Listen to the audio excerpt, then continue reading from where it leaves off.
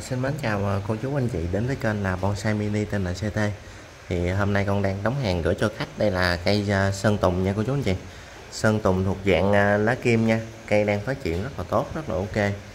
Thì cây sơn tùng này thân của nó khoảng chừng bự hơn cây viết mực tí xíu cô chú anh chị.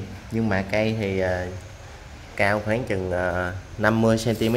Cây đang phát triển rất là tốt, nó rất là ok. Thì con đang giao lưu với khách đây là một cặp nha.